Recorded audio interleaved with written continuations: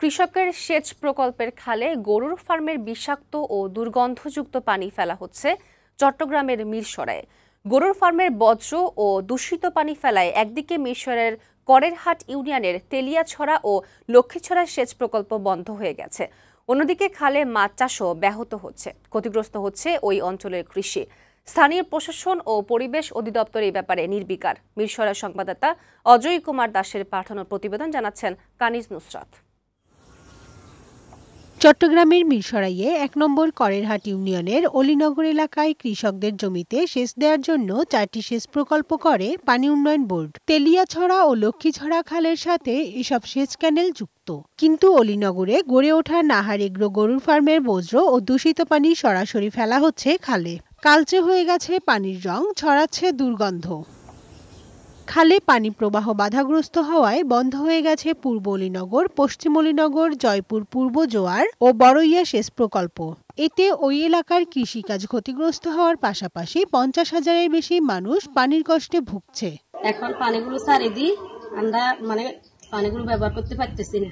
ওই পাশে যাইছেন দুর্গন্ধ লাগে, রোডে ঘাটে মানুষ আরাম না। উনার একজনের লাভ হচ্ছে আর ১০ জনের ক্ষতি হচ্ছে।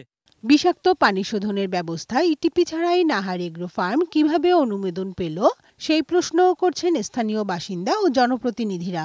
ওনাদের বজ্রগুলো খালে ভারতে, খালের আশেপাশের লোকজনও ক্ষতিগ্রস্ত। আমাদের এডুকেশন যে কৃষিও আমাদের এই কাজে এখন ব্যবহার করার অনুভূতি। পরিবেশ অধিদপ্তরের চট্টগ্রাম অফিস থেকে নাহার এগ্রোকে কয়েকবার সতর্ক করা হয়েছে, তারপরেও বিষাক্ত পানি খালে ফেলছে তারা। তাদের বিরুদ্ধে ব্যবস্থা নেওয়ার আশ্বাস দিয়েছে পরিবেশ অধিদপ্তর। ইতিপূর্বে নাহার এগ্রো থেকে যে নাহার পোল্ট্রি থেকে যে বর্জ্য, এটার বিষয়ে আমাদের কাছে অভিযোগ আসছিল এবং আমরা তাদের বিরুদ্ধে ব্যবস্থা নিয়েছিলাম তখন। তবে সাম্প্রতিক যে বিষয়টা বললেন, এটা আমি অবগত নাই। যদি এটা হয়ে থাকে তাহলে আমরা পুনরায় ব্যবস্থা নিতে পারবো তাদের বিরুদ্ধে।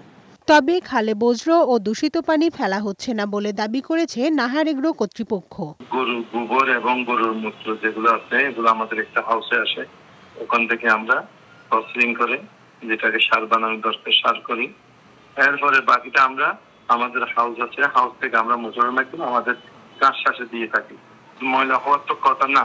খাল ভরাট হয়ে গেলে তা খনন করে দেয়া হবে বলেও জানান তিনি। ডেস্ক রিপোর্ট, বৈশাখী সংবাদ।